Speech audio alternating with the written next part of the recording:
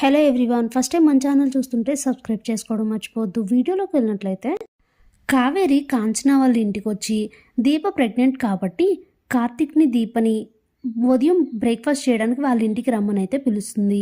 ఇక తను వెళ్ళిపోయిన తర్వాత మాతో పాటు నువ్వు కూడా రా అమ్మా అని అయితే కాంచనని అడుగుతాడు కార్తీక్. నేను రాన్రా, అంత మాటకు వస్తే నేను ఉదయం టిఫినే మానేశాను అంటుంది కాంచన. ఇంతలోనే శౌర్య అక్కడికి వచ్చి, అవునా నువ్వు టిఫిన్ మానేసావా?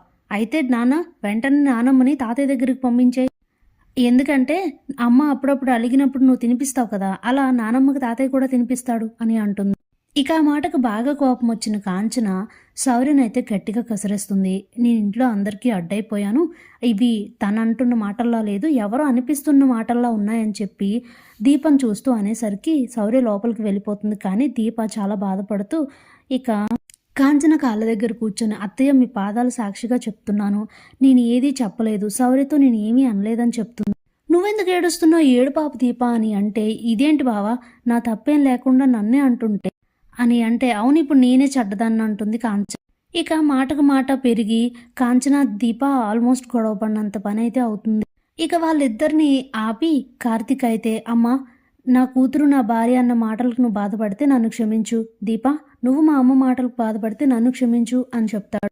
నువ్వెందుకు క్షమాపణ అడుగుతున్నావు బావా అని దీప అడిగితే, నువ్వు తర్వాత ఊరుకో కాబట్టి అని అంటుంది కాంచన. అంటే ఏంటి, నేను బావని సాధించుకు తింటున్నానా అని అంటుంది దీప.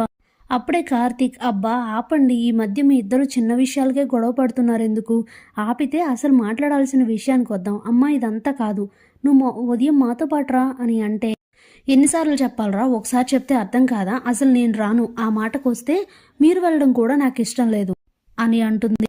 ఏం దీప నువ్వేమంటావని దీపని కాంచన అయితే ఒపీనియన్ అడుగుతుంది.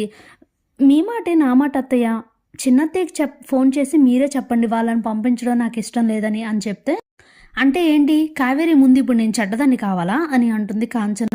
అదే కదా నీ ఉద్దేశం అని కాంచన అనేసరికి, చూసావు బావ ఎలా మాట్లాడుతుందో అత్తయ్య అనేసరికి దీపని ఒపీనియన్ అడగడం ఎందుకు, ఆ తర్వాత ఇలా మాట్లాడడం ఎందుకు, ఏమైందమ్మా అసలు నీకు, ఎందుకు ఇలా బిహేవ్ చేస్తున్నావు అనేసరికి, అవునరా నేనే ఇంట్లో అందరికీ అడ్డైపోయాను అని చెప్పి లోపలికి వెళ్ళిపోతుంది కాంచన. ఇక దీప బాధపడుతూ ఉంటే అప్పుడే కార్తీక్, ఏంటి దీప నువ్వు కూడా మార్నింగ్ వాళ్ళ ఇంటికి వెళ్ళాలి అని అంటే, వద్దు బావ నేను రాను అని అంటుంది దీప. అమ్మకి మనం ఏం చేస్తున్నామో తెలీదు, కానీ మనకు తెలుసు కదా రెండు కుటుంబాలు కలవాలి అంటే ఆ ఇంటికి ఈ ఇంటికి రాకపోకలు ఉండాలి, అవకాశం ఉన్నప్పుడు కూడా దాన్ని వాడుకోకపోతే ఎలాగా, ఊరుకో ప్రతిదానికి ఫీల్ అవుతావు నువ్వు కూడా, పద త్వరగా పడుకోవాలి అసలే ప్రెగ్నెంట్ అని చెప్పి దీపం తీసుకొని లోపలికి వెళ్ళిపోతాడు కార్తీక్. ఇక నిద్రపోతున్నట్లు ఉంటుంది కానీ దీప కాంచన మాటలు తంచుకుంటూ బాధపడుతూ ఉంటుంది. అది గమనిస్తాడు కార్తీక్. ఏంటో ప్రెగ్నెంట్తో ఉంది దీప, తనని ఎలా ఓదార్చాలో నాకు అర్థం కావట్లేదు, అమ్మ బాధలో అమ్ముంది, నాన్నను గుర్తు చేస్తే చాలు చాలా కోపడిపోతుంది, ఆ కోపం మీద అందరినీ కసిరేస్తుంది, ఏం చేయాలో తెలియట్లేదు అని అయితే ఆలోచిస్తూ ఉంటాడు. ఇంతలో ఉదయం అవుతుంది.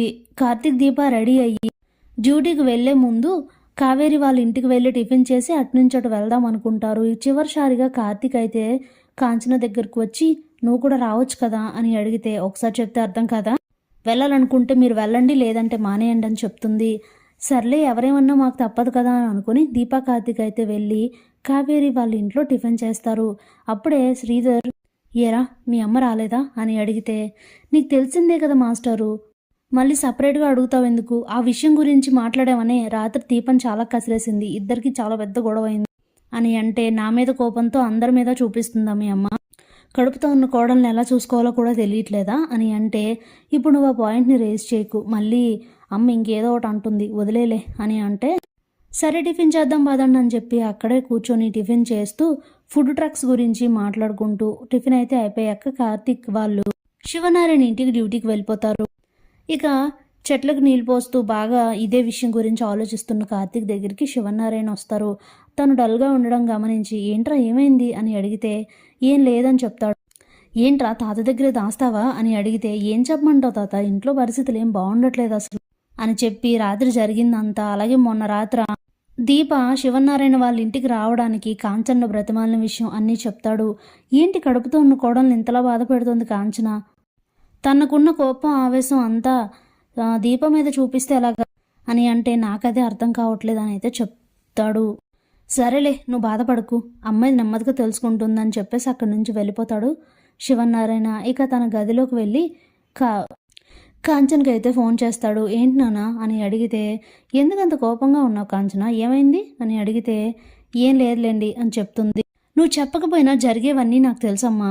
అసలు ముందు నాకు ఇది చెప్పు, దీప కడుపుతో ఉందన్న విషయం నీకు గుర్తుందా లేదా అని అంటే, ఎందుకు గుర్తులేదు, తను మోసేది నా కొడుకు వారసత్వాన్నే కదా అని అంటే, మరి ఇంకేంటి, ఎందుకు మాటి మాటికి దీపని అంటున్నావు, దీప మనస్తత్వం ఏంటో తెలీదా నీకు, శౌర్యకి తనేదో చెప్పిందని చెప్పి రాత్రి అనవసరంగా తను తిట్టావంట, దీప వ్యక్తిత్వం ఏంటో దీప మనస్తత్వం ఏంటో తెలుసు కదా నీకు, నీకేదో శ్రీధర్ మీద కోపం ఉందని ఆ కోపాన్ని అందరి మీద చూపిస్తావా, అది కూడా కడుపుతో ఉన్న కోడల మీద చూపిస్తావా, తప్పు కదా, ఇంత పెద్దదానివి అయ్యావు కదా, నువ్వు కూడా అమ్మవయ్యావు కదా, ఆలోచించాలి కదా, ఎందుకు అనవసరంగా దీపను బాధ పెడుతున్నావు, కడుపుతో ఉన్న కోడల్ని ఎలా చూసుకోవాలో నీకు తెలుసు కదా కాంచన, అనవసరంగా ఆ పిల్లను బాధ పెట్టకు, తన కన్నీళ్లు పెట్టడం ఇప్పుడు మంచిది కాదు, ఇంకెప్పుడు తననేమీ అనకు, నీ వైపు నుంచి ఎలాంటి తప్పు లేకుండా చూసుకో, నీకేదైనా బాధ ఉంటే వయసులో పెద్దదానివి కాబట్టి నీకు నువ్వే సర్దుకో తప్ప అనవసరంగా ఇంట్లో గొడవలు పడకండి, మనశ్శాంతిగా ఉంటే కడుపులో ఉన్న బిడ్డ కూడా ప్రశాంతంగా ఉంటుంది,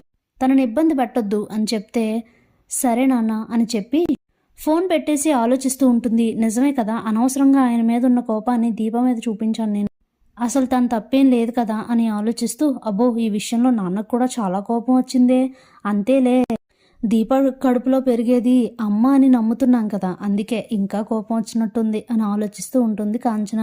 థ్యాంక్స్ ఫర్ వాచింగ్.